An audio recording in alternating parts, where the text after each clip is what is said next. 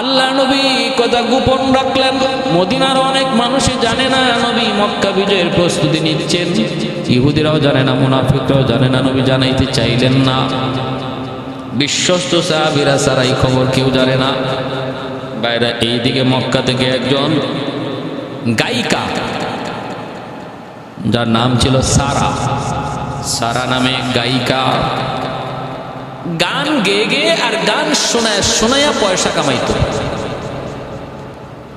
তো যখন মক্কা থেকে অধিকাংশ সাহাবীরা মদিনায় চলে আসলেন, আর বিভিন্নভাবে যখন পেরেশানি, যুদ্ধ বিগ্রহ, অশান্তি, কাফেররাও টেনশনে, মক্কার মানুষও টেনশনে, একবার বদর যায়, উহুদ যায়, মাইর খায়, ওই গানের ব্যবসায় তার মন্দা দেখা দিল। এখন আর কাস্টমার পায় না। এই সারা নামক মহিলা, সে একদম অভাবের মধ্যে পড়ে গেল, কঠিন অভাবে পড়ে গেল। তো মনের বিচ্ছে তার ইচ্ছা জাগলো যে মদিনায় যে মানুষরা হিজরত করে গেছে, যদিও এরা মুসলমান, এখন মুসলমান, কিন্তু মুসলমান হওয়ার আগে তো ওরা আমাকে গান গাওয়াইতো, আমাকে পয়সা করে দিয়ে সাহায্য করতো। আমি তো আজকে বিপদে, একটু যাইয়া দেখি মদিনার ওই মানুষগুলো আমাকে একটু সাহায্য করে কিনা। ওই সারা নামক মহিলা সে মদিনায় আসলো, আইসা আল্লাহ নবীর সাথেও দেওয়া করলো, আর এই কথাটা জানাইলো যে আমি এখন খাইবো কেমনে, আমি খাবো কি, চলবো কেমনে, আপনারা আমাকে কিছু সাহায্য করেন। আল্লাহ নবী সাহাবায়ে কেরামদেরকে বলছেন যে একসময় তো তোমরা তার কাছ থেকে মজা নিছো, এখন কালেমা পরে মুসলমান হয়ে গেছো, ভালো আলহামদুলিল্লাহ, কিন্তু সে সাহায্যের জন্য আসছে, যদিও সে ভিন্ন ধর্মের, কিন্তু সাহায্য যে কোনো ধর্মের মানুষকে করা যায়। আল্লাহ নবী বলেন আম্মা সাইলা ফালা তানহার। আল্লাহ আমাকে এখানে উল্লেখ করে বলেন নাই সাইল যদি মুসলমান হয় তাহলে তারা ধমক দিও না। আল্লাহ বলছেন সাইল সে যেই হোক, যে কোনো ধর্মের হোক, সে যে কোনো বর্ণের হোক, যদি সোয়াল করে বসে, সাবধান, তোমরা সাইলকে ধমক দিও না, তার সাথে খারাপ আচরণ করো। আল্লাহর নবী সাহাবীদেরকে বলতেছেন, সাহাবীরা তোমরা যে যদ্দূর পারো সাহায্য করো। সাহাবায়ে কেরাম সারা নামক ওই মহিলাকে সাহায্য করলেন। এরপরে ওই মহিলা যখন মক্কায় চলে যাবে, তখন একজন সাহাবী, আল্লাহর নবীর বিশ্বস্ত সাহাবী, যিনি বদরের যুদ্ধে অংশীদার, হাতিব ইবনে আবি বালতা রাদিয়াল্লাহু তাআলা আনহু, মনে মনে ভাবলেন এই মহিলাটা তো মক্কায় যাবে, মক্কা থেকে আমি মদিনায় হিজরত করে এসেছি একা, মক্কায় আমার ঘর বাড়ি, মক্কায় আমার স্ত্রী সন্তান সন্ততি, আমার সন্তান, আমার বিবি বাচ্চা মক্কায় রয়ে গেছে।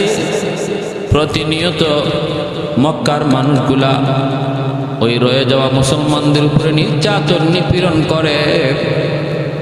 হাতিব ইবনে আবি বালতা ইনিও মক্কায় ছিলেন, একা একজন মানুষ, তার কোনো মক্কায় গোষ্ঠী ছিল না, অন্যত্র অন্য জায়গা থেকে এসে মক্কায় ঘরবাড়ি বানাইছিলেন। এজন্য মক্কায় তার সন্তান সন্ততি বিবি বাচ্চা ছাড়া আর আপন বলতে কেউ নাই, কেউ নাই। মক্কার কাফিররা যদি নির্যাতন করে একটু সহযোগিতা করার মতো কেউ আসবে না, কারণ আপন বলতে কেউ নাই, গোষ্ঠী নাই, গোষ্ঠীর নাই, আপনজন কেউ নাই। হাতিব ইবনে আবি বালতা রাদিয়াল্লাহু তাআলা আনহু তিনি মনে মনে ভাবলেন, আমি যদি মক্কা বিজয়ের গোপন কথাটা সারা নামক মহিলার মাধ্যমে মক্কার কাফিরদেরকে জানায় দেই, তাহলে এই উপকার করার সুবাদে হয়তো ওরা আমার সন্তান, আমার বিবি বাচ্চাকে ওরা আর নির্যাতন করবে না, অথবা কম নির্যাতন করবে, একটু মায়া করবে, আলাদা নজরে দেখবে। যদি আমি ওদের এতটুকু উপকার করি, এই মনের ভিতরে তার এই চিন্তাটা আসলো। আসা মাত্র তিনি একটা গোপন চিঠি লিখলেন মক্কার লিডার আবু সুফিয়ানের নামে, আর বললেন, আমি হাতিব ইবনে আবি বালতা বলছি, আল্লাহ নবী মক্কা জয়ের প্রস্তুতি নিচ্ছেন, মক্কা বিজয়ের প্রস্তুতি নিচ্ছেন, তোমরা আমার বিবি বাচ্চার প্রতি একটু মায়া করো, একটু দয়া দেখায়ও। আমি তোমাদেরকে অতি গোপন কথাটা জানাইলাম, যে গোপন কথাটা নবী সারা আর বিশ্বস্ত কিছু সাহাবী সারা মদিনার মানুষরাও জানে না। ভাইরা বন্ধুরা, এই চিঠি সারা নামক মহিলার কাছে হাতিব ইবনে আবি বালতা রাদিয়াল্লাহু তাআলা আনহু তিনি মহিলার কাছে দিয়া বলতেছেন, এই চিঠিটা বড় গোপন গোপন একটা চিঠি, চিঠিটা তুমি কারো কাছে দিবা না, যে কোনো মূল্যে চিঠিটা নিয়ে আবু সুফিয়ানের কাছে দিবা। এই কথা বইলা সে সারা নামক মহিলার কাছে দিয়ে দিল। এই মহিলার চিঠিটা গোপন জায়গায় লইয়া সেও উটের পিঠে উইটা রওনা দিয়ে দিছে। এই খবর কেউ জানে না, কিন্তু এই খবর জানেন কে? জানেন আমার আল্লাহ। কারণ আল্লাহ আলিমুল গায়ব, আল্লাহ সব দেখেন, সব শুনেন, আল্লাহ সব জানেন। সাথে সাথে আল্লাহ তার হাবিবকে জানিয়ে দিয়েছেন, বন্ধু তুমি দ্রুত বেগে ওই মহিলাকে আটকাও, যেই মহিলার কাছে তোমার এক সাহাবী মক্কা বিজয়ের গোপন খবর কাগজে লিখে পাঠিয়ে দিছি। কোথায়? আল্লাহ বললেন, বন্ধু সাহাবীদেরকে পাঠাও, তার রওজায়ে খাক নামক জায়গায় পাবে। আল্লাহ নবী জরুরি ভিত্তিতে ডাক দিলেন, আলী সঙ্গে একজন লইয়া দ্রুত বেগে যাও, ওই মহিলাকে যে আটকাও, তার কাছে একটা গোপন চিঠি আছে। গোপন চিঠি মক্কার লিডার আবু সুফিয়ানের নামে মদিনা থেকে পাঠানো হয়েছে। আমার মক্কা বিজয়ের গোপন খবর জানায় দেওয়া হয়েছে। ওই মহিলার কাছ থেকে দ্রুত বেগে ওই চিঠিটা যায় উদ্ধার করো। আলী রাদিয়াল্লাহু তাআলা আনহু তখন বললেন, নবী গো কোথায় পাবো? আল্লাহ নবী বললেন, আলী এখনই যদি রওনা দাও, তাহলে তারে রওজায়ে খাক নামক জায়গায় তোমরা তারে যায় ধরতে পারবা, ওইখানেই যায় তারে পেয়ে যাওয়া। হযরত আলী রাদিয়াল্লাহু তাআলা আনহু আর দেরি করলেন না, সঙ্গী সাথীদের নিয়ে তিনি দ্রুত বেগে ঘোড়া চালাইয়া দিলেন। ঘোড়া চালিয়ে দিলেন। যাইতে যাইতে মায়ার নবী যে খাক নামক জায়গার কথা বলেছেন, ওই জায়গায় যায় তারা ওই মহিলাকে পেয়ে গেলেন। এতে আলী রাদিয়াল্লাহু তাআলা আনহু ইয়াকিন হয়ে গেল, আল্লাহ নবীর একটা কথা সত্য হয়েছে। আল্লাহ নবীর একটা কথা 100 প্রমাণ আমরা পেয়েছি। নবী বলেছেন, রওজায়ে খাকে পাইবা। আমরা রওজায়ে খাকের মধ্যে দুবার পেয়েছি। অতএব আল্লাহ জানাইছেন আমার হাবিবকে, আমার নবীকে। দ্বিতীয় কথাটাও মিথ্যা হতে পারে না, কোনো সন্দেহ নাই, ওর কাছে চিঠি আছে। আলী রাদিয়াল্লাহু তাআলা আনহু যা বললেন, মহিলা থামো, উটের পিঠ থেকে নামো। উটের পিঠ থেকে আলী রাদিয়াল্লাহু তাআলা নামাইলেন। নামায় বলতেছেন, গোপন চিঠিটা কোথায়? দ্রুত বেগে চিঠিটা আমার হাতে দিয়ে দাও। মহিলা তখন বলতেছে, কিসের চিঠি? আমার কাছে কোনো চিঠি নাই। আলী রাদিয়াল্লাহু তাআলা আনহু বলেন, দেখো মিথ্যা বলো না, কারণ আমার নবী জীবনে কোনোদিন মিথ্যা বলেন নাই, মিথ্যা হতেই পারে না। আল্লাহ নবী বলেছেন, তোমাকে রওজায়ে খাকে পাবো, পেয়েছিও তাই এই জায়গায় পেয়েছি। বলেছেন তোমার কাছে চিঠি আছে, চিঠি অবশ্যই আছে, দিয়ে দাও, নতুবা কিন্তু আমি বিবস্ত্র করে ফেলব। চিঠি লইয়াই যাব, প্রয়োজনে তোমার কাপড় খুলে ফেলবো। যখনই হযরত আলী রাদিয়াল্লাহু তাআলা বলছেন, তোমারে আমি কাপড় খুলে ফেলবো, বিবস্ত্র করে ফেলবো, মহিলা ভয় পেয়ে গেছে। কয় কথা রাখি, আলী আলী রাখো রাখো রাখো, এমন কিছু করো না, আমি দিচ্ছি। ওই চুলের খোপ থেকে, চুলের খোপা থেকে এই চিঠিটা বের করলো, বের করে হযরত আলী রাদিয়াল্লাহু তাআলা আনহুর হাতে দিল। আলী রাদিয়াল্লাহু তাআলা আনহু চিঠিটা লইয়া দ্রুত বেগে মদিনায় চলে আসলেন। আল্লাহ নবীর হাতে দিলেন। নবী দেখতেছেন চিঠিটা লেখছে নবীর সাহাবী হাতিব ইবনে আবি বালতা। নবী ডাক দিলেন, হাতিব কেন তুমি এমন করেছো? হাতিব ইবনে আবি বালতা তখন চোখের পানি ঝরায় কয়, নবী গো খোদার কসম গো নবী, আপনি আমাকে সন্দেহ করেন না, আমি মুনাফিক হয়ে যাই নাই। ও গো নবী, বিন্দু পরিমাণ আমার অন্তরে ঈমানের প্রতি ঘাটতি আসে নাই, তবে এমনটা কেন করেছো? হযরত হাতিব ইবনে আবি বালতা রাদিয়াল্লাহু তাআলা আনহু বলেন, ইয়া রাসূলুল্লাহ, আমার 100 ইয়াকিন ছিল আপনি মক্কা বিজয় করবেনই, আল্লাহ আপনার দ্বারা মক্কা বিজয় করাবেনই। এই ব্যাপারে আমার বিন্দু পরিমাণ কোনো সন্দেহ ছিল না। আমি ভাবলাম এই খবর যদি আমি মক্কার মানুষদেরকে জানাও দেই, তবু মক্কা বিজয়ের কোনো ঘাটতি হবে না, কোনো ক্ষতি হবে না, কমতি হবে না। কিন্তু আমার একটু উপকার হয়ে যাবে, ওরা আমার বিবি বাচ্চার প্রতি একটু দয়া দেখাবে, মায়া দেখাবে। কারণ মক্কায় আমার কোনো ঘর, মক্কায় আমার কোনো আপন কেউ নাই, আত্মীয় স্বজন কেউ নাই, গোষ্ঠী বলতে কেউ নাই। আমার বিবি বাচ্চাগুলারে একা ফালায় আমি মদিনায় আসছি গো নবী, দিনের খাতিরে মায়া, নবী আপনার খাতিরে, আমার এতে কোনো আফসোস নাই। তবে এতটুকু আমার মনের ভিতরে জাগলো, যদি আমি খবরটা গোপন খবরটা জানায় দিই, ওনা আমার বিবি বাচ্চার সাথে একটু মায়ার আচরণ করবে। আর এই কথারও ইয়াকিন আমার অন্তরে ছিল, এই জানানোতে আপনার কোনো ক্ষতি হবে না, মক্কা বিজয় অবশ্যই হবে, ব্যাপারে আমার বিন্দু পরিমাণ কোনো সন্দেহ নাই। হযরত ওমর ফারুক রাদিয়াল্লাহু তাআলা আনহু দ্বারা গেলেন, নবী গো আপনি অনুমতি দেন, আমি একটা কিছু করে ফেলি। আল্লাহ নবী বললেন, ওমর থামো, আমার হাতিব ইবনে আবি বালতা সে কি বদরি সদস্য নয়, সে তো বদরি সদস্য। বদরি সদস্যের ব্যাপারে আল্লাহ পাকের তো ঘোষণা, এই ফালু মাস এ তোমাদেরকে আমি আল্লাহ মাফ করে দিয়েছি, তোমরা যা মন চায় তা করো। তাহলে এত বড় সুসংবাদ যে বদরীদের আল্লাহ দিয়েছেন, তার ব্যাপারে এমন কথা বলতে পারো না ওমর। হাতেব যা বলেছে সত্য বলেছে, সত্য বলেছে, বিন্দু পরিমাণ সে কোনো মিথ্যার আশ্রয় নেই। আমি নবী তারে মাফ করে দিলাম। ভাইরা বন্ধুরা, আল্লাহ নবী রহমতের নবী সাহাবায়ে কেরামদেরকে নিয়ে প্রস্তুতি নিলেন। প্রস্তুতি নিয়ে নবীজি 8 হিজরতের 8 সনে, হিজরি 8 সনে মায়ার নবী দয়ার নবী 10,000 সাহাবায়ে কেরামের বিশাল জামাত লইয়া আল্লাহ নবী মক্কা বিজয়ের উদ্দেশ্যে রওনা দিয়া দিলেন। মায়ার নবী মক্কা বিজয়ের উদ্দেশ্যে রওনা দিয়ে দিলেন। আল্লাহ নবী যখন মক্কার কাছাকাছি পৌঁছে গেলেন, তখন সন্ধ্যা হয়ে গেছে। নবী বলতেছেন, সাহাবীরা সন্ধ্যার টাইমে আমরা মক্কায় প্রবেশ করব না, কারণ রাতের অন্ধকারে যদি মক্কায় ঢুকি আর ওরা যদি আমাদেরকে বাধা দেয় তাহলে যুদ্ধ হবে।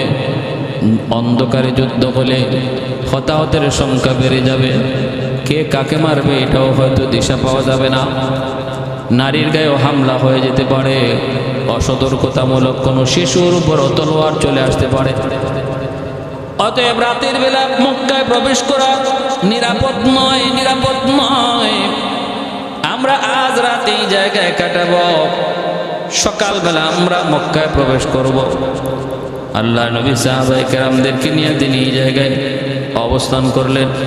সাহাবায়ে কেরামকে নবী বলতেছেন, সাহাবীরা আমরা 10,000 মানুষ রাত কাটাবো এখানে, তাবু বানাইলাম। আমাদের রাতের জন্য খাবারের প্রয়োজন, হাজত সারার জন্য বাথরুমের প্রয়োজন, খাবার পাকাইতে হলে চুলা বানাইতে হবে, বাথরুম সারতে হলে বাথরুম বানাইতে হবে। নবী বলতেছেন, আমি নবী যেইভাবে বলি এইভাবে করবা, বিন্দু পরিমাণ এদিক সেদিক করবা না। চুলা বানাইবা দ্বিগুণ দ্বিগুণ বেশি। 10,000 মানুষের জন্য 10,000 চুলা লাগে না। এক চুলার মধ্যে 10 জন 20 জনের খানা পাকানো যায়, কিন্তু না, আমি বলবো 10,000 চুলাই তোমরা বানাও, 10,000 চুলাই বানাও, 10,000 জায়গার মধ্যে যেন আগুন জ্বলে। আর নবী বললেন, বাথরুম আমাদের 10,000 মানুষের জন্য বাথরুম যদ্দূর প্রয়োজন এর চেয়ে আরো কম বানাইবা, আরো কম, যেন বাথরুমের সামনে বিশাল লাইন লাগে, বিশাল যেন মানুষের লাইন দেখা যায়। কেন বলেছিলাম? ইতিহাসবিদরা লিখেছে আমার নবী কত বড় রণকৌশলবিদ ছিলেন, কত বড় সমরবিদ ছিলেন, যুদ্ধের কৌশল নবী কত জানতেন। সুবহানাল্লাহ। আবু সুফিয়ান লোক পাঠাইছে সন্ধ্যা রাতে, যাও যায় দেখে আসো, মুহাম্মদ লোকজন লই আসছে মক্কা দখল করতে, আমরা যে বাধা দিব একটু বোঝা দরকার, তার সৈন্যবল কেমন, শক্তিবল কেমন, এটা তো বুঝতে হবে। গেছে গুপ্তচর, সন্ধ্যা রাত্রে গেছে, গিয়া দেখে সারা ময়দান জুড়ে চুলায় আগুন জ্বলতেছে। এইবার সিআইডি ভাবতেছে চুলা কি পরিমাণ আছে গইনা দেখি। একজনের জন্য তো আর এক চুলা বানানো হয়েছে না, 10 জন 20 জনের খানা পাকানোর জন্য এক একটা চুলা বানানো হয়েছে। আগে চুলা দেখি গইনা কি পরিমাণ আছে, তারপরে লোকের আন্দাজ করবো। এই সিআইডি গুপ্তচর চুলা গণতে গয়না শেষ করতে পারে না। 10,000 চুলা গণনা করা কি সম্ভব? হে চুলা গণে আর শেষ করতে পারে না। অবাক হয়ে গেছে, গণনা কি? এই যদি হয় চুলার পরিমাণ, তাহলে মানুষ না জানি কি পরিমাণ। ভিতরে কাপ শুরু হয়ে গেছে। দৌড়ে আবু সুফিয়ানের কাছে যে হাজির লিডার, খবর বড় খারাপ। মানুষ কি পরিমাণ আছে? মানুষ কই মনে কি পরিমাণ? আগে চুলার খবর নেন। কও কি তুমি? বলে হন। যে পরিমাণ চুলা দেখলাম, চুলা যে চুলায় খানা পাক হইতেছে, চুলা কই না বিশ্বাস করতে পারি নাই। অতএব আমার ধারণা মনে হয় 60-70 হাজারের কম মানুষ লইয়া মোহাম্মদ আসে নাই। 60-70 হাজারের বেশি হবে চুলার আন্দাজে বলি। আবু সুফিয়ান কও কি এটা শুনাইলা কি তুমি? এত মানুষের সাথে আমরা মোকাবেলা করে কি করব? কয় সেটা জানি না, তবে আমি একটা ধারণা আপনাকে দিলাম। আবু সুফিয়ানের সারা রাত যায়, ঘুম হারাম। শেষ সাথে গুপ্তচর আরেকজন পাঠাইছে, তুই যা যাই দেখে আয়। সে যে টাইমে গেল, এই টাইমে মুজাহিদরা একটু রাতের বেলা বিশ্রাম নিয়ে, রাতের বেলা একটু ঘুমায়, তারা ফজরের সময় উঠছেন। দেখবেন ফজরের সময় ঘুম থেকে উঠলে পরে বাথরুমে চাপ দেয়, তো সবাই যে বাথরুমের সামনে লাইনে দাঁড়াইছে। গুপ্তচর পাহাড়ের আড়াল থেকে তাকায় দেখে বিশাল লাইন এক একটা বাথরুমের সামনে। এখন সে চিন্তা করে সব মানুষ তো আর বাথরুমে আসে নাই, বাথরুমে যাদের ধরছে তারাই তো বাথরুমের লাইনে দাঁড়াইছে, বেশিরভাগ মানুষ তো তাঁবুতে। তো বাথরুমের সামনে যে লাইন দেখতেছি, না জানি তাঁবুর ভিতরে কি পরিমাণ মানুষ আছে। হেও রিটার্ন বাথরুমের সামনের মানুষই সে গণনা করে শেষ করতে পারতেছে না, তার গণনার মধ্যে শুধু খালি পেস লাগতেছে। দ্রুত আবু সুফিয়ানের কাছে হাজির হয়ে উস্তাদ, খবর বড় জটিল খারাপ। মানুষ যে কি পরিমাণ লইয়া আইছে মোহাম্মদ, এটা হিসাব করা সম্ভব না। ও কত কইছে? ও তো কইছে 60-70 হাজার। কি কম 60-70 হাজার? আমি তো বাথরুমের সামনে যে লাইন দেখছি, আমার মনে হইতেছে 60-70 হাজার এই লাইনেই দাঁড়ায় আছে, বাকিরা তো তাঁবুতেই রয়েছে। আবু সুফিয়ান সর্বনাশ, যুদ্ধের প্রয়োজন নাই, যে যেদিকে পারো ভাগো, যে যেদিকে পারো দ্রুত ভাগো, যুদ্ধের প্রয়োজন নেই।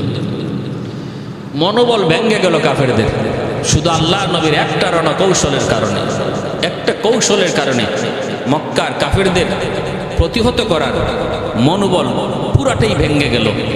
ওরা একদম সারেন্ডার করে ফেলল। আল্লাহ নবী সকালবেলা মক্কায় ঢুকতেছেন, কোনো বাধা নাই।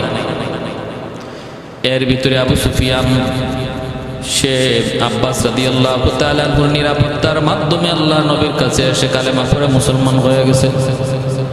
ওমর ফারুক রাদিয়াল্লাহু তাআলা আনহু তিনি পাহারাদারি ছিলেন। ওই অবস্থায় আব্বাস রাদিয়াল্লাহু তাআলা আনহু তিনি দেখতেছেন আবু সুফিয়ান পাহাড়ের একদিকে, তিনি যায় বলতেছেন, আবু সুফিয়ান এখনো কি তোর সময় হয় নাই? তুমি কি এখনো কালেমা পড়ে মুসলমান হবা না? চলো আল্লাহ নবীর আমাকে কি নিরাপত্তা দেওয়া হবে? বলে নিরাপত্তা আমি দেব। আল্লাহ নবীর কাছে আবু সুফিয়ানকে নিয়ে আসলেন। ওমর পিছন দিকে তাকায় দেখতেছেন দুশমন নবীর দরবারে চলে আসছে। তোমারও পিছনে পিছনে দাওয়া করলেন। আব্বাস রাদিয়াল্লাহু তাআলা দ্রুত বেগে আবু সুফিয়ানকে নবীর দরবারে হাজির করলেন। নবীর কাছে, নবীর হুজরা, নবীর তাঁবুর সামনে এসে হাজির করলেন। পিছনে পিছনে ওমর তলোয়ার নিয়ে দাঁড়ানো। ওমর বলতেছেন, নবী গো অনুমতি দেন, দুশমন তো হাতের নাগালে ওরে শেষ করে দেই। আল্লাহ নবী বললেন, ওমর থামো। চাচা আব্বাস আবু সুফিয়ানকে নিরাপত্তা দিয়েছেন, মতে হত্যা করা যাবে না, দেখি কি হয়। আবু সুফিয়ান তখন বলতেছে, ইয়া রাসূলুল্লাহ আমি কালেমা পড়ে মুসলমান হতে চাই। আল্লাহ নবীর হাতে হাত রেখে আবু সুফিয়ান কালেমা পড়ে মুসলমান হয়ে গেলেন। তিনি কে?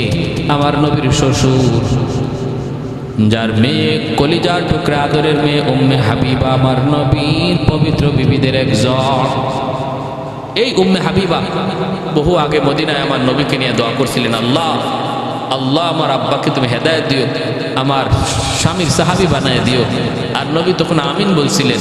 এই দোয়া আল্লাহ কবুল করছে। মক্কা বিজয়ের দিন আবু সুফিয়ান কালেমা পড়ে মুসলমান হয়েছে। এই আবু সুফিয়ান মুসলমান হয়ে রাদিয়াল্লাহু তাআলা আনহু হলেন, আর ওনার সন্তানই হলেন হযরত আমির মুআবিয়া রাদিয়াল্লাহু তাআলা আনহু, বিচক্ষণ একজন সাহাবী, নবীর কাতেবে ওহী। আবু সুফিয়ান ইনি মুসলমান পরে কালেমা পরে মুসলমান হওয়ার পর হযরত আব্বাস রাদিয়াল্লাহু তাআলা বলতেছেন, দোস্ত পাহাড়ের উপরে একটু দাঁড়ায় তুমি খালি দেখো একটু মুহাম্মদ আর মুহাম্মদের সাহাবীরা তারা কিভাবে খালি যায়, তাদের যাওয়াটা শুধু লক্ষ্য করে দেখো যে এই বাহিনীর সাথে কোনোদিন কে কাফেররা মোকাবেলা করা সম্ভব, কি পরিমাণ তাদের মধ্যে ইতাআত। আবু সুফিয়ান পাহাড়ের উপর থেকে দেখলেন নবী যাইতেছেন, নবীর সাহাবীরা যাইতেছেন, আর যাওয়ার ভঙ্গিমা তরিকা আর তার আনুগত্যের দৃশ্য দেখা আবু সুফিয়ান হয়ে কিং করে বুঝে ফেললেন না আল্লাহ নবীর আনুগত্য এই সাহাবীরা যেইভাবে করে, আমার মনে হয় কোনো দিন কোনো বেঈমান মুসলিম নবীর সাহাবীদের মোকাবেলা করা সম্ভব হবে না। ভাইরা গুপ্তচররাও বিভিন্ন সময় যে আবু সুফিয়ানকে রিপোর্ট দিছে অসম্ভব, মুহাম্মদের সাহাবীরা মুহাম্মদের জন্য এত পাগল, এত মুখের তুতু যদি উনি মাটিতে ফালাইতে চায় ওরা মাটিতে পড়তে দেয় না, নিজের গায়ে মেখে ফেলে মেশকে আমরে গ্রান বের হয়, নিজের চোখে দেখেছি। যেই কর্মীরা তার নেতার জন্য এত পাগল এত ফেদা, ওদের সাথে কোনোদিন অন্য কোনো দল অন্য কোনো গোষ্ঠী অন্য কোনো দুশমন মোকাবেলা করে পারবে না, কারণ বিন্দু পরিমাণ ওদের কাছে অন্তরের ওদের জীবনের মায়া নাই। নেতার জন্য এরা মরতে এমন প্রস্তুত হাসতে হাসতে জীবন দিয়ে দিবে নেতার সামনে, অতএব তাদের সাথে মোকাবেলা করা সম্ভব নয়। আল্লাহ নবী মক্কায় ঢুকলেন, ঢুকে মায়ার নবী দয়ার নবী সবাইকে সাধারণ ক্ষমা ঘোষণা করলেন, আর নবী আবু সুফিয়ানকে ইজ্জত দিলেন। দেখেন সম্মানী লোককে সম্মান দেওয়াটা আমার নবীর আখলাক।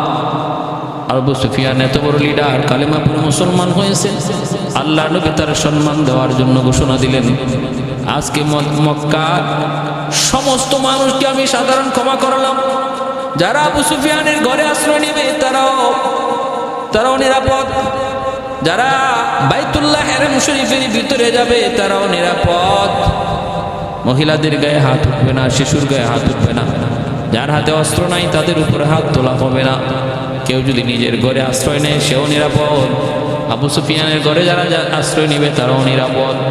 আল্লাহ নবী এইভাবে ঘোষণা দিয়ে বললেন, বাকি 13 জনের মতো কিছু দুশমনের নাম নবী ঘোষণা করলেন, এদেরকে মুক্ত করা হবে না, এদেরকে যেখানে পাও সেখানে হত্যা করো। এর মধ্যে একজন ছিলেন আমির হামজা রাদিয়াল্লাহু তাআলা আনহুর খুনি ওয়াহশী, আমার নবীর কলিজার টুকরা চাচা আমির হামজা রাদিয়াল্লাহু তাআলা আনহুর খুনি এই ওয়াহশীকে আল্লাহ নবী বলেছিলেন, ওয়াহশীকে যেখানে পাও সেখানেই তোমরা গ্রেফতার করবা, ওয়াহশীকে আমরা কোনোভাবে ছাড় দেব না। ওয়াহশী তিনিও বাঁচার জন্য তায়েফ চলে গেলেন। আর একজনকে নবী ঘোষণা দিয়েছিলেন, সে নবীকে গালাগালি করত, আমার নবীকে গালাগালি করত, এর ব্যাপারেও নির্দেশ ছিল এর হত্যা করা। এই মুহূর্তে নামটা আমার ইয়াদ নাই। সে নিজেকে বাঁচানোর জন্য হেরেম শরীফের ভিতরে যে আশ্রয় নিল, আর সে তো জানে যে হেরেমের ভিতরে আল্লাহ নবী ঘোষণা দিয়েছেন যারা হেরেমের ভিতরে থাকবে এরা নিরাপদ, হেরেমের ভিতরে হত্যা করা হয় না।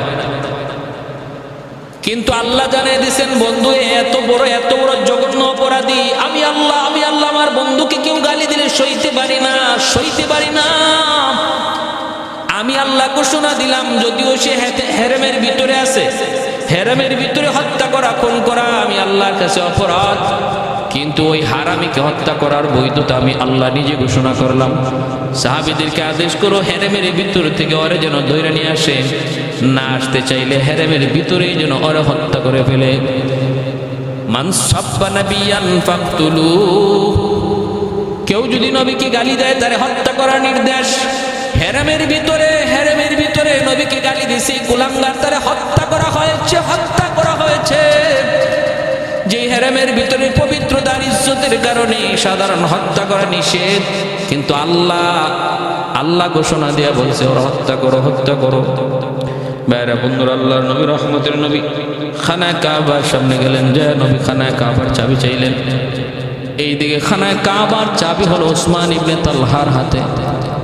ওসমান ইবনে তালহা, আল্লাহর নবী যখন মক্কায় ছিলেন হিজরতের আগে, কাফিরদের দাপট ছিল মক্কায়, নবী ছিলেন অসহায়। সেই উসমান ইবনে তালহার কাছে নবীজি কাবাগরের চাবি চেয়েছিলেন। ওসমান, চাবিটা একটু দিবানি, আমি আমার মালিকের মাবুদের মাশুকের ঘরখানা একটু দেখবো, আমি আমার মাশুকের ঘরে একটু ঢুকবো, একটু চাবিখানা দিবানি। ওসমান বলতেছে অসম্ভব, এই চাবি আমি আপনার হাতে দিতে পারবো না, এই অনুমতি নেই। আল্লাহর নবী বললেন ওসমান দাও না একটু, কয় না। মায়ার নবী দয়ার নবী কষ্ট পাইলেন, নবী বললেন ওসমান একদিন এই চাবির মালিক হব আমি, আর সেদিন আমি যার হাতে ইচ্ছা তার হাতে চাবিটা দেব। আল্লাহ নবী কষ্ট পাই কথা বলেছিলেন। আজকে মক্কা বিজয়ের দিন, সবাই সারেন্ডার। মক্কার কাফিররা অস্ত্র ফালায়া তারা শুধু নবীকে দেখতেছে, নারী শিশু ছোট্ট বালক যুবক যুবতী সবাই নবীর দিকে তাকায় আছে। আর অনেকের মনে আশঙ্কা, ভয়, ভীতি। যদিও নবী বলেছেন লা তাসরিবা আলাইকুমুল ইয়াউম, নবী যখন মক্কার কাফিরদেরকে, লিডারদের কয়েকজনকে একত্রিত করে জিজ্ঞেস করেছিলেন, এখন বলো তো দেখি তোমাদের ব্যাপারে আমার কি সিদ্ধান্ত তোমরা পছন্দ করো? তোমরা তো মক্কা থেকে আমাকে বের করে দিয়েছো, আমার সাহাবীদেরকে বের করে দিয়েছো, আমাদের ঘরবাড়িগুলো দখল করে নিয়েছো, তোমাদের নির্যাতনের স্টিম রুলার থেকে আমি নবী পর্যন্ত রেহাই পাই নাই। আজকে আমাদের বাড়িঘর তোমরা দখল করে আসো, বলো তো দেখি আজ তোমাদের ব্যাপারে কি সিদ্ধান্ত তোমরা পছন্দ করো? মক্কার কাফেররা তখন বলেছিল, মুহাম্মদ যদিও আমরা কালেমা পড়ি নাই, কিন্তু তুমি আমাদের ভাই, আমরা তোমার ভাই, এটা তো কখনো অস্বীকার করা যাবে না। আল্লাহ নবী তখন বলেছিলেন, ঠিক আছে ভাই যখন বলেছো, তাহলে আমার ইউসুফ আলাইহিস সালামের কথা মনে পড়ে গেছে। ইউসুফ আলাইহিস সালামের ভাইয়েরা ইউসুফ আলাইহিস সালামের সাথে কত বড় জুলুম করেছে। পরবর্তীতে যখন ইউসুফ আলাইহিস সালাম মিশরের বাদশা, ওরা সামনে যায় ভাইয়ের পরিচয় দিল, ভাইয়ের পরিচয় দিয়া বলল, ইউসুফ আমরা তোমার ভাই, তুমি কি আমাদের হারানো ভাই ইউসুফ? ইউসুফ আলাইহিস সালাম বললেন, আনা ইউসুফ, আমি সে ইউসুফ। আর শেখ তোমরা বলে আমার ভাই। তখন ভাই পরিচয় পাওয়ার কারণে ইউসুফ আলাইহিস সালাম তখন তাদের প্রতিশোধ না নিয়ে বলেছিলেন, লা তাসরিবা আলাইকুমুল ইয়াউম, আজকের দিনে তোমরা ভাইদের প্রতি আমার কোনো প্রতিশোধ নাই, আমার কোনো অভিযোগ নাই, সাধারণ ক্ষমা করে দিলাম। নবী তখন ওই মক্কার মানুষদেরকে ঘোষণা দিলেন, তোমরা যখন বলেছো আমি তোমাদের ভাই, আর ভাই হওয়ার খাতিরে তোমাদেরকে আমি ইউসুফ আলাইহিস সালামের মতো সাধারণ ক্ষমা করে দিলাম। हाजी को जो बेजाने मदीने की ज़मीं तक जाना, मैं यही नक्श कदम मांग रहा हो,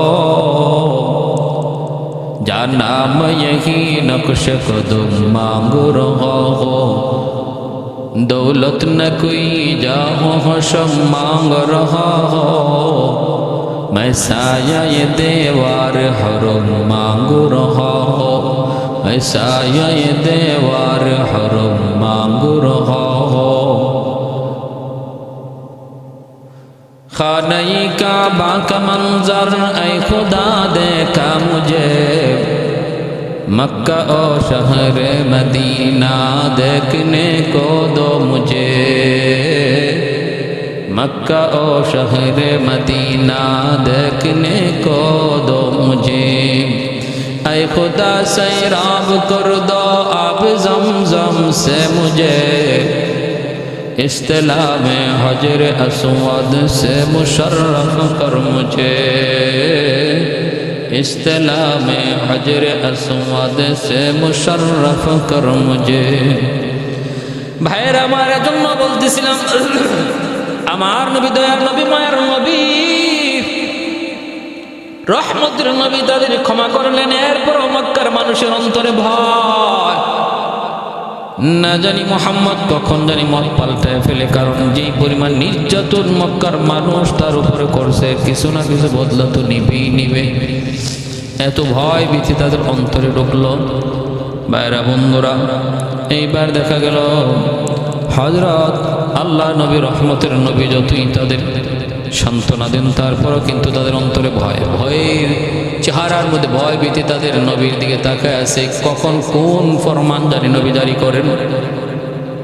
খানায় কাবার সামনে যায় নবী ডাক দিলেন, উসমান কোথায়?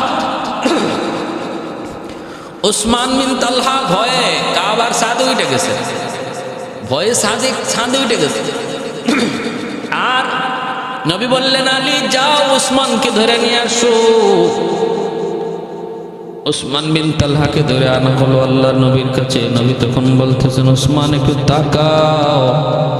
উসমান বিন তালহা নবীর সামনে দাঁড়ায় আছে, পুরা শরীরটা তার কাঁপতেছে ভয়ে। না জানি আজকে নবী তার কি বিচারটা করে, কারণ একদিন নবী এত অনুনয় বিনয় করে তার কাছে চাবিটা চেয়েছিলেন, সেই দিন উসমান নবীকে চাবিটা দেয় নেই। আজকে এই চাবির মালিক আমার নবী, কারো সাহস না। তিনি হলেন উসমান বিন তালহা, ইনি নবীর সাহাবী আবু বকর উসমান, খলিফা উসমান ইনি না। দৈরা আনার পরে নবী বলতেছেন, উসমান উসমান এবার বলো তো দেখি মনে আছে কি সেদিনের কথাটা? সেদিনের কথা কি মনে আছে? যেদিন আমি তোমাকে বলেছিলাম একদিন চাবির মালিক হব আমি, আর এই চাবি আমি যার হাতে দেব, যাকে খুশি তার হাতে দেব, সেদিন সবে আমার ইচ্ছা। উসমান মাথা নিচের দিকে দিয়ে বলতেছে, নবী গো মনে আছে সব। এইবার নবী হাতে নিলেন, চাবিটা হাতে দিলেন। আল্লাহ নবী চাবিটা হাতে নিয়ে বলতেছেন, এখন এই চাবি আমি যার হাতে দেব সেই হবে আজ থেকে কিয়ামত পর্যন্ত এই ঘরের চাবির মালিক। কার হাতে নবী চাবিটা দিবেন? আবু বকর সিদ্দিক রাদিয়াল্লাহু তাআলা আনহু মনের মধ্যে বড় আশা নিয়ে বসে আছেন। ওমর ফারুক মনের ভিতরে বড় আশা নিয়ে বসে আছেন। ওসমান গনিও মনের ভিতরে বড় আশা নিয়ে বসে আছেন। আলীও মনের ভিতরে আশা নিয়ে বসা, নিরাশ হয়ে শুধু দাঁড়ায় আছে ওসমান বিন তালহা। কারণ ওসমান বিন তালহা তো আর ভাবতেও পারে না এই চাবি নবী আবার তাকে দিবেন, এটা ভাববারও কোনো বিষয় না, ভাবতেই পারেন না, কল্পনা আসতে পারে না। বাকি সাহাবীরা অনেকেই অনেক মনের ভিতরে আশা নিয়ে তারা বসে আছেন। একটু পরে মায়ার নবী বলেন, আজ থেকে এই চাবি আমি যার হাতে দেব তার হাতেই থাকবে, তার পরিবার পরিজনের কাছে এই চাবি জিম্মাদারি থাকবে। এই কথা বইলা মায়ার নবী, দয়ার নবী ওসমান বিন তালহাকে ডাকলেন। ডাইকা ডাক দিয়ে নবী বলতেছেন, ওসমান এই চাবি এতদিন পর্যন্ত তোমার জিম্মাদারিতে ছিল, আজ আমি নবীও তোমার জিম্মাদারিতে চাবিটা দিলাম। শুধু তোমার কাছে নয়, তোমার বংশের কাছে এই চাবি কিয়ামত পর্যন্ত আমানত থাকবে, আমানত। সুবহানাল্লাহ। অবাক হয়ে গেলেন সবাই, আশ্চর্য হয়ে গেলেন। ওসমান সাথে সাথে নবীর হাত ধরে কান্না শুরু করে কালেমা পড়ে মুসলমান হয়। নবী গো, এত সুন্দর আখলাক, এত সুন্দর ব্যবহার আমি কল্পনাও করতে পারি নাই। আমি আপনার সাথে অতীতে বেয়াদবি করেছি, মাফ করে দেন। অনেক কাফেররা ওই সময় এই দৃশ্য দেখে কালেমা পড়ে মুসলমান হয়েছে, যে ইসলাম ধর্মের নবীর কত সুন্দর আখলাক, যে ওসমান চাবি পাওয়ার কথাই না বরং শাস্তি পাওয়ার উপযুক্ত, আমার নবী তার হাতে চাবিটা আবার বুঝিয়ে দিলেন। এতে করে আমার নবীর দিল যে কত ভালো, কত উদার, আমার নবী যে কত উদার মনের, সেই পরিচয়টা নবী দেখানো মাত্রই উপস্থিত মুহূর্তে অনেক মানুষ কালেমা পড়ে মুসলমান হয়েছে। আল্লাহু আকবার।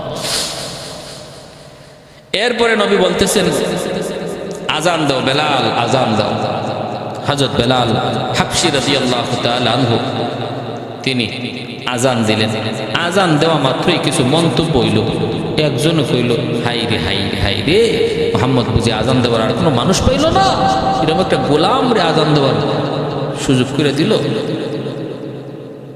আল্লাহর ঘর বাইতুল্লাহর ছাদে উঠা বেলালের মতো গোলাম আজান দেয়, মুহাম্মদ বুঝি আর লোক পায় নাই। আর একজনে মনে মনে কয়, আমার বাপ যায় এর আগে মরে গেছিল, বাপের কপাল খুলছে। এই দৃশ্য দেখার আগে যে বাপ মরে গেছে। আর আবু সুফিয়ান নবীর চাচা, নবীর এই শ্বশুর, যিনি কালেমা পড়ে মুসলমান হয়েছেন মাত্র, ইনারে জিগাইতেছেন তুমি কি কও? এই দৃশ্যটা দেখে তুমি কি কও? মূলত এই ইন্টারভিউটা নিতেছে ইবলিস। ইবলিস এই ইন্টারভিউটা নিতেছে মানুষের বিরুদ্ধে। আবু সুফিয়ান বলতেছে তুমি কেডা, চিনি না জানি না, তুমি আইসো আমার কাছ থেকে কথা নিতে। আরে হর, মুহাম্মদের বিরুদ্ধে কোনো কিছু কইয়া লাভ নাই। কইলো তার আল্লাহ যাই না ফেলায়, না কইলেও যাই না ফেলায়, অতএব আমার চুপ থাকাই ভালো, আমি কিছু বলবো না। এই খবর আল্লাহ পাক তার হাবিবকে জানাই দিয়েছেন। তিনজনের এই মন্তব্য। আল্লাহ নবী তিনজনকে ডাকলেন, ডাইকে একজনে বলতেছেন তুমি কি বলছো?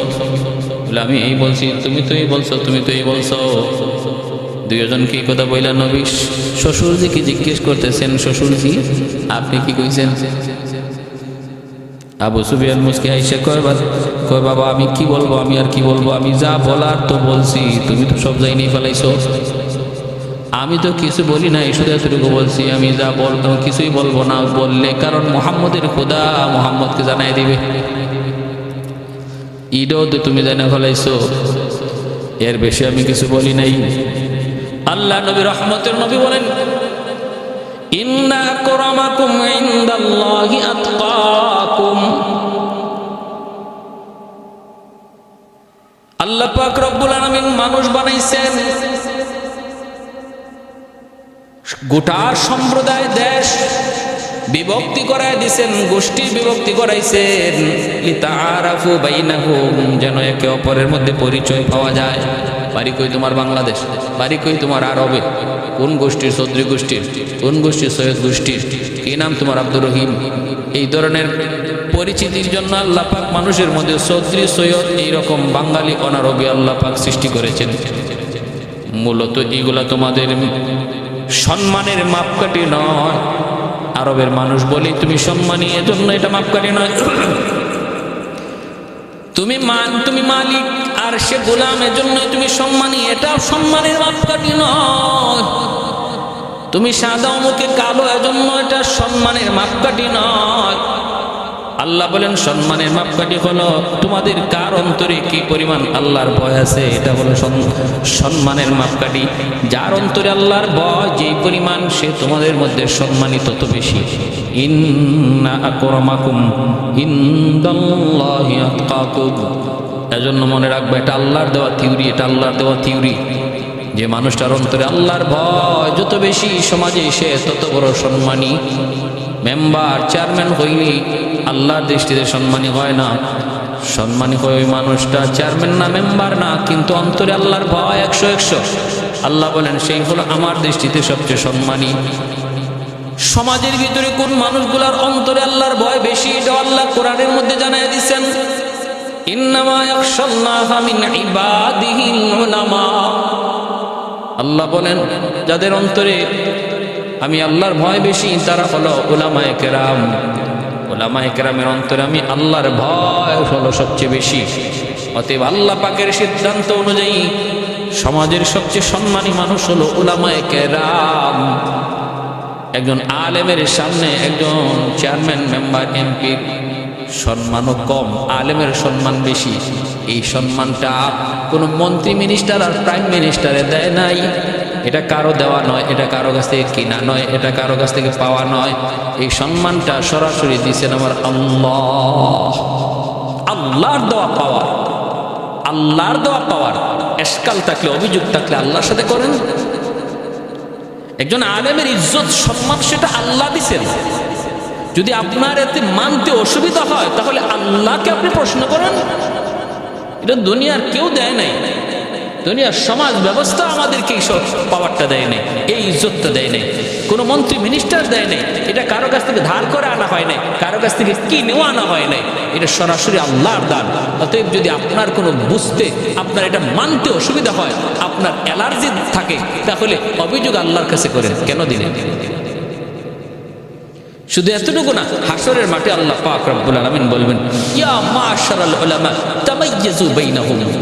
ও উলামায়ে কেরাম, সাধারণ মানুষ থেকে ভিন্ন হয়ে যাও। আমি আল্লাহ আজকে তোমাদেরকে হাসরের মাঠে সাধারণ মানুষের সামনে বেইজ্জত করার জন্য তোমাদের সিনায় দুনিয়াতে কোরআন ইসলাম দেই নাই।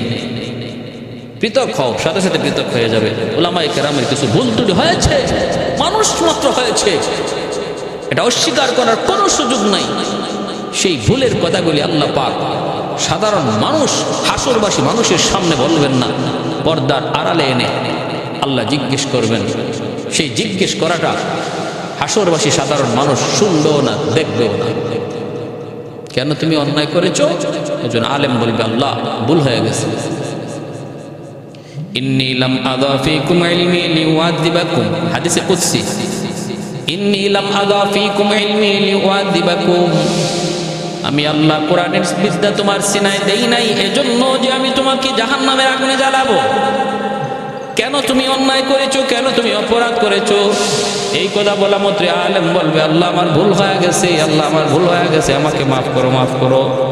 আল্লাহ পাক রব্বুল আলামিন তখন আলেমদেরকে বলবেন ইযহাবু ফাকাদ গাফারতু লাকুম ওয়ালা উবালি, যাও আমার কোরআনের ইজ্জতের খাতিরে আমি মাফ করে দিলাম, আমি আল্লাহ কারো কোনো পরোয়া করলাম না, কারো কোনো পরোয়া করলাম না, যাও মাফ করে দিলাম। তাহলে ভাইরা বন্ধুরা, আল্লাহর নবীও বলতেছেন, ওই যে মক্কা বিজয়ের দিন আল্লাহর ঘরখানায় কাবায় আযান দিলেন হযরত বেলাল, আর তিনজনের তিনটা মন্তব্য ছিল। এই মন্তব্যের খবর আল্লাহ তার হাবিবকে জানাই দিয়েছেন। মন্তব্যকারীদের মধ্যে নবীর শ্বশুর আবু সুফিয়ান, যিনি মাত্র কালেমা পরে মুসলমান হয়েছেন, তিনিও ছিলেন, তার খবরও নবীকে আল্লাহ জানাই দিয়েছেন। এরপরে আল্লাহর নবী, রহমতের নবী, মায়ার নবী, মক্কা বিজয়ের ঘোষণা দেওয়ার পরও কিছু মানুষের তখনও ভয়ভীতি কমল না। হ্যাঁ, ভয়ভীতি কমল না। আল্লাহ নবী একজন বৃদ্ধা মহিলার দেখতেছিলেন, মায়ার নবী, সেই মহিলা ভারী বোঝা লইয়া এই মক্কা ছেড়ে চলে যাইতেছে। যেদিকে পারতেছে ওই দিকেই ছুটতেছে। নবী ওই মহিলাকে জিজ্ঞেস করেন, মা তুমি কোথায় যাওয়া? কই কেন বাবা, তুমি কি জানো না মুহাম্মদ মক্কা দখল করেছে? আল্লাহ নবী তখন বলতেছেন, মা গো, যতদূর জেনেছি মুহাম্মদ তো সবাইকে সাধারণ ক্ষমা করে দিয়েছেন। মহিলা কয়, বাবা মুহাম্মদ রে তুমি চিনো না, মুহাম্মদ সম্পর্কে আমি যতদূর জানি সে বড় কঠিন দিলের মানুষ, যতই মাফ করেছে মক্কার মানুষ তারে যেই নির্যাতন করেছে কিছু না কিছু বদলা তো নিবেই নিবে, কিছু না কিছু বদলা তো নিবেই নিবে। আল্লাহর নবী বললেন, মা গো, তোমার বোঝাটা অনেক ভারী, তুমি দুর্বল, নিতে বড় কষ্ট হয়। আমি একজন জোয়ান মানুষ, আমার কাঁধে বোঝাটা উঠে দেন, আমি সাহায্য করি। আল্লাহ নবী নিজের মাথায় বোঝাটা লইয়া, মহিলা যেদিকে যেতে চায় নবী আগে আগে যাইতেছেন, মহিলা পিছন থেকে নবীর জন্য লম্বা লম্বা দোয়া করতেছে। আল্লাহ, এই যুবক তো সাধারণ যুবক না, সে তো বহুত বড় একজন নেককার, বহুত বড় একজন হুজুর, বহুত বড় ফেরেশতা, তোমার মনে হয় তুমি ফেরেশতা পাঠাইছো। ভগবান সে দোয়া করতেছে আর নবীর জন্য ভগবানের কাছে দোয়া চাইতেছে। আল্লাহ নবী, রহমতের নবী, যাইতে যাইতে পাহাড়ের ওই আড়াল যেখানে সে যেতে চায় ওই জায়গায় নবী নিয়ে গেলেন। মহিলায় কয়, বাবা যুবক এখানে রেখে দাও, আর সামনে যাওয়া লাগবে না, আমি এখান থেকে চলে যেতে পারবো। আল্লাহ নবী, রহমতের নবী চলে আসবেন। মহিলায় কয়, বাবা যুবক, কি তোমার পরিচয়? পরিচয়টা জানলাম না, এত বড় উপকার তুমি আমারে করছো। বাবা যাওয়ার সময় তুমি কিন্তু এই রাস্তা দিয়ে যাইও না, ওই রাস্তা দিয়ে যাইও। নবী বলেন, মা ওই রাস্তায় গেলে কি হবে? কই এইদিকে গেলে পরে মুহাম্মদের সামনে পড়ার ভয়। আল্লাহ নবীর চোখ থেকে দর দর করে বাড়ি। আবার নবী কাঁদলেন আর বলেন, মা